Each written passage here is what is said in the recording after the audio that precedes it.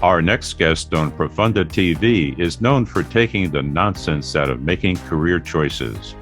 Dr. Susan Meyer calls herself a serial careerist, and in her new book, she offers a refreshing approach for building a path towards success at any age. Dr. Meyer is a seasoned certified life and executive coach whose clients sing her praises. You are watching CNJN Television with host Phyllis Haynes. This new book of yours is a life changer. Why now? Why this book? No, there's more than one reason, and I do have to say it's such a delight to be interviewed by you again. But more and more women in particular are staying in the workforce longer.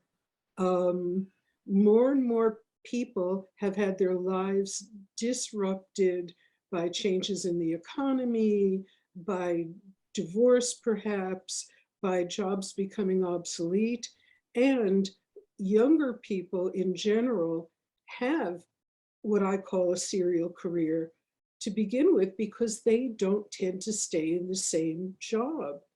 And I know from many years of coaching and many years of making some interesting career mistakes that there's a process and a plan, and I had to share it. Well, let's say more about, because your title is I'm Susan, I'm a serial careerist. First of all, where did this term come from? How did you come to this idea? I didn't know how else to describe my own career because even though I stayed in related fields and actually spent a number of years within the civil service structure in the city of New York, still each job was very different. Each job called for different skills. And I said, okay, that's what this is. This is a serial career, just like sort of like a soap opera would be, or a serial drama, not to be confused with serial killers who have nothing to do with this at all. Okay, so you see a pattern. You've actually identified a whole host of changes in the way people are functioning in their careers, and you've identified actually a number of patterns that are possible for people. And in a way, I think you have created a kind of healing for people who have negative thoughts about what their careers look like. So let's start from the beginning in a sense of where you're going. You write about the fact that the whole concept of career has changed. So let me start there with you. How has the whole notion of career been altered? Well, many people in my age cohort took a job when they graduated from high school or college and stayed there in that one place until they retired. The women were likely to take time off to have children, but they would come back. I don't know if your mother told you this, but my grandmother told me you should be a teacher because that way you'll have summers off and you'll be home when your children get home from school. That didn't strike me as a good reason for choosing a career. And so I really wanted to address this shift, and this shift that we're also seeing in younger people where they don't stick to one organization. They're looking for certain things. They're looking for education. They're looking for personal growth, and they move a lot. And it's been disturbing to me to hear from my coaching clients that they don't have a plan. So really there are three things, and I will address them, as we go along, that I think are necessary to have a rewarding work life. Well, I want to get to that place, but I want to make sure we get a snapshot of your book. I don't want to give away all the details because it's very rich. But you start this book in a way that most experts don't. Mhm. You really took a risk. Can you talk about your approach to this book and how it's different? I felt that if I was going to be giving people advice about their lives, that I ought to be very transparent about my own life. Um, I think that we learn from our own mistakes, but I also think that we learn from other people's mistakes and other people's changes. And excuse me, some of the things that I ask people to do in the book, I didn't feel comfortable asking them to do unless I gave them my life as an example. So this is different because each chapter has a section of my life story and explains why this might be important to three different groups of readers. You even go back as far as your grandparents and their history. Without giving away too much, how does talking about that or knowing about that help one's career choices? Phyllis, almost every woman that I interviewed for my earlier book, 50 Over 50, that you're in, you might recall, talked about their childhood. And some of them, especially a dear friend of ours, Carol, talked about the influence that her grandparents had on her.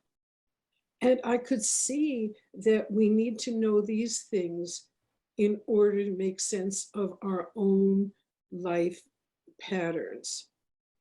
And was there a dichotomy? For me, there was a huge dichotomy because the Italian side of the family, the women stayed home, all of the children went out and worked to put my grandfather through college. They drew his name out of a hat, but the girls' names weren't in that hat.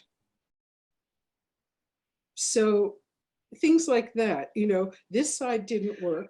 The other I side, just want to replay that so that the audience really gets it. So you tell some amazing stories in this book. But in this scenario, this large family had a number of children. They yes, couldn't afford to send them all to college. So they decided to draw a name out of a hat. Now, you do mention that the girls didn't get in the hat at all, which is another right. discussion. But just that they just pulled a name out of a hat and everybody else had to work towards getting that person through college. But that was your father, That was my grandfather, your my grandfather. maternal grandfather. And he was very successful. And yet, to the day they died, his brothers resented him because what would their life have been if their name had been drawn from the hat? So just, I mean, again, looking at your story, even though I've known you for years, I did not know this. And it does, you can see the threads in the book that you draw to your own conclusion. So I invite people to read this because it'll get you thinking about, how did I make this decision? It doesn't always just spring from your heart like a well or a fountain. It may have threads all the way back to your past. They do. And jumping a little bit forward, I am math phobic, Ah, totally math phobic.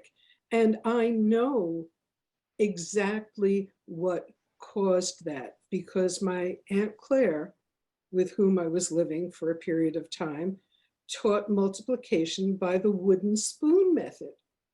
Now, you may not know the wooden spoon method, and I'm going to use a pen to illustrate this. She would ask, what's 2 times 2? This is the wooden spoon. And if I responded 4, I did not get hit in the head with the wooden spoon. So now if you ask me to multiply, I am more likely to duck than to multiply. So what did that mean for my career choices? What did that mean for things that I had to accommodate in my work life by finding someone else who could do it? Because I believe you use your strengths and build them, and you hire somebody to take care of your weaknesses. So, as you say, I don't want you to tell all the stories because that's a juicy one, but that may really help a lot of people. The wooden spoon method of learning math, which did not work. Um, so, in the book, you talk about you have exercises that you've designed, but I want to ask you a very specific question. So, in our society, you go to a cocktail party and someone says to you, well, what do you do? That question is based on the old model of career. Yes. How can a serial careerist answer that question? Um, that's a good question, and I think probably everyone will have to generate their own version of the answer. Mine has been, I've been lucky with this for the past couple of decades. Well, I'm a coach and a consultant, and that covers a lot of things. For someone else, it might be, oh, I'm an artist. And then they ask a question very quickly in return to move away from having to be more specific. Or I'm a generalist. So I think you have to have your own tag for this, and just go with that and understand that however you've chosen to lead your life is an important path. That's the that's a fantastic answer. And you write, you use a term in the book that I'm going to keep forever, where you talk about cluster skills, Yes. um, and how they might relate to each other in different ways. Can you tell a story about that? Um, sure. And I have to say that one of the things that's important to someone reading this book is that the first thing you have to do is to know yourself thoroughly. And that's why I suggest writing your own life story.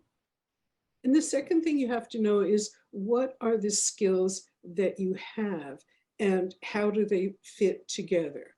And which ones are the ones that you're willing to use, even though they're not the thing you're best at. So I had a I had a student who discovered she was going to be a teacher's aide. And she discovered that she was good at working with people, at convincing people, at speaking, and at organizing. And there may have been one more. And when she started researching, she found that there were 2 career options for her. And one was circus clown, and the other was politician. And I will make no comment on that. However, she had gone from someone whose husband called her mummy, as in the rap kind of mummy, not as in British mother. And she knew she had to get out of those wrappings. So she ran for the community board based on the fact that she knew she had the skills from putting together clusters of skills that she was good at. She won the election, and she went on eventually to the New York State Assembly. Hmm. Yeah, I think that we have been putting people in boxes for too long. Your book breaks apart that whole notion. There may be some skills that uh, really support something else completely. I think you talk in the book about someone who had skills in dealing with drug addicted people and working in that, and that in fact, they were able to use their skills in dealing with young people and their career choices. Well, Uh, it was actually a little more specific than that, if you don't mind. She had spent about 20 years working with ex-addicts. And she discovered that those were exactly the same skills that overachievers use. So she switched over to a much more lucrative career in coaching young executives. So there are parallels in places that we might not suspect. Yes. And that's very hopeful, because, as you write, the world is reorganizing, the world is shifting, and even the careers that we thought of as careers aren't the careers anymore. Yes. That's the thing that is jarring to many people. I notice, I have a young daughter. People are always saying, "Well, what are you going to do?" But the answer to that question has changed even within a 2-year period, not for her, but into the world in which she's stepping due to the pandemic. Yes. So, and yet even for her, because given her talent, she can use that in so many different ways. And there's one thing that I want to be sure to mention, if you don't mind. please. And that is that the third essential in the book is have a plan. And lots of people, I don't need a plan, you know, and it's never true. I didn't have a particularly good plan. I never thought about it. I got lucky a lot of times.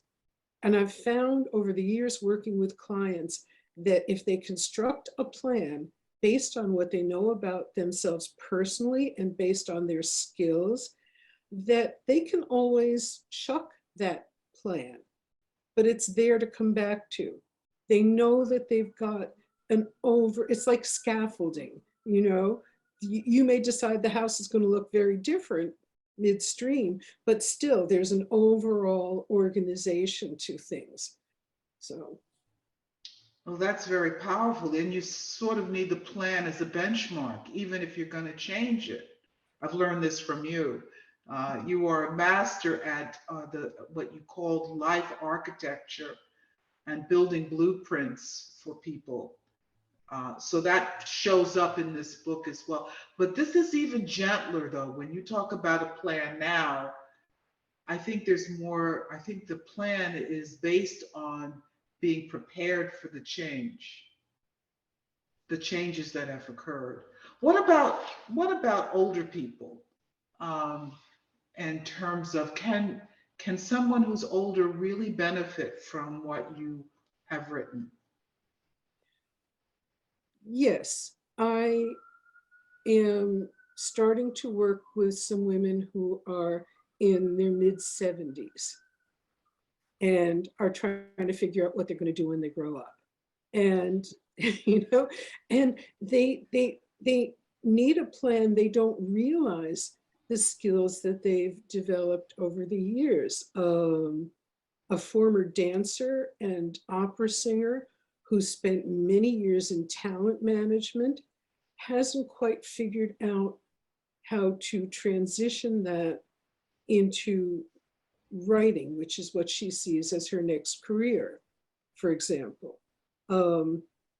Somebody like Cheryl Benton, who you've interviewed, was supposed to be a high school teacher, as was I, and stumbled into marketing and built several companies of her own. And as she aged, she started noticing that women in a certain age group had no access to really good information about how to entertain themselves. So it started out as a newsletter, is now an empire, including a publishing company and annual live events.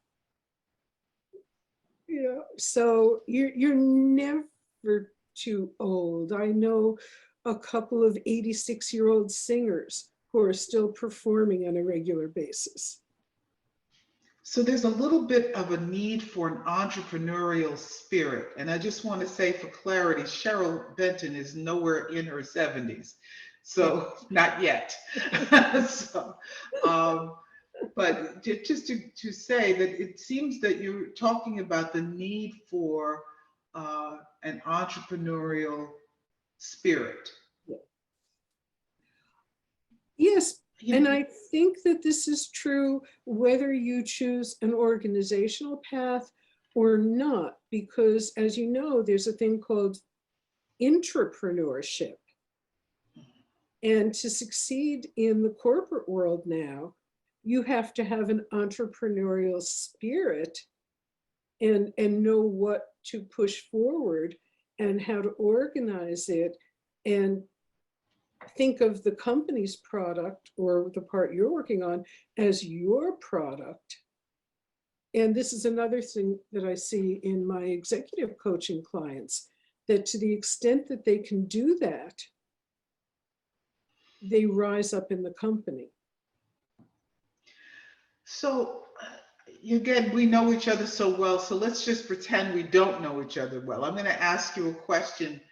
Um, I've run across a lot of naysayers in my life. You know, a lot of people who think uh, you're aiming too big, or that is, you know, people like you don't get to do that, or you're too old and you better uh, start thinking about what's possible in your life. How do you personally handle the naysayers? I mean, besides just not talking to them if they're in your life, how do you handle it? That's a tricky question, because if the naysayer is me, then I need to get somebody else to remind me of who I am. If the naysayer is a client that I'm working with, you know, because all of us go through that, I think. If it's somebody I'm working with, then we go back and we look at the high points of their life, of the things that they've done well, of their successes. And I challenge them basically to engage their inner Wonder Woman, because she's there, you know, and just step up and try it. What's the worst that could happen? It could not work out, and then you'll try something else. But a professor that I had in graduate school had written, has now written maybe 20 books and hundreds of articles, and done, back in the days when we used to have 8-track tapes, coaching tapes, and is world famous. And he's going up to present at a conference that I'm facilitating, and he grabs me by the arm and says, "Susan, I can't go up there. They don't want to hear from me. I don't know anything." And in my best coachly fashion, I just punched him in the arm and said, "Well, no name, that's a bunch of you know what," and pushed him up on the stage. But to hear that someone who is well established still has these same feelings of doubts just reminds me that we're all human. And this is why I have, in fact, one of the exercises is to find your support circle. Some people call it your board of directors. Call one of them, dial a friend, as they say on the TV show, and get reminded of who you are and what you know, and pick yourself up and just say, I say to myself, "Get over it, you idiot," and get back to work. Well, I think we went really fast in that module. I just want to parse it out a little bit. Sure. So first of all, when you say the board of directors, you don't want someone calling their actual board of directors. You want them to create their own board of directors, Yes. close people who love them and who can pull them out of the hole that they fall into. How do you know, you must have, maybe you haven't had this experience. I've had the experience where I've had friends who would fit in that circle, but also friends, or I think they're friends, who were just a little bit jealous, who want to keep you in that hole. Yes. Um, how do you distinguish that? I mean, can you know, because the people you love, but they're still good at giving you a zinger to keep you in your place, kind of. You know, it depends on which category of the four that you have them in. So if they're your comforters, then that can only be people who will do nothing but listen and say, uh-huh, uh-huh, uh-huh, and I'm so sorry, and bring you chocolate or wine or whatever you want, wrap you up in a comfortable comforter, you know, while you're having this conversation, and stay until you're ready to relax, go to sleep, whatever it is. Those people never say a bad thing about anyone. And the funny thing is, if someone is complaining about their husband or boyfriend or wife or girlfriend, whatever, um, and they're saying, oh, so-and-so is in, blah, blah, blah, blah, blah. The comforter says, oh yes, I know, I'm so sorry. And then when they get to the point in the cycle where they're saying about that same person, well, you know, here she is really wonderful and does this and this, the comforter says, you know, I always thought that. So all they're doing is mirroring the emotion in the moment and offering support. Now, then you've got your critics, who could be sometimes a little snarky. And this is where it's hard, because sometimes your critics will tell you things that don't ring true. So you're listening to your heart and dropping them off your list immediately if that's the case, because your critics are the ones who show you where the holes are in what it is you're developing, and help you really close them up. They are not the ones that say, oh, Phyllis, you can't do that. That's never going to work. You know, and especially if you know they're doing similar things. I've dropped people who have done that to me. Then you've got your cheerleaders. And again, your cheerleaders are another nothing but positive. If you put your shoes on the right feet, they're going to say, oh, what a brilliant job you did. How wonderful, you know. And you can always count on them to make you feel better when you need it, you know.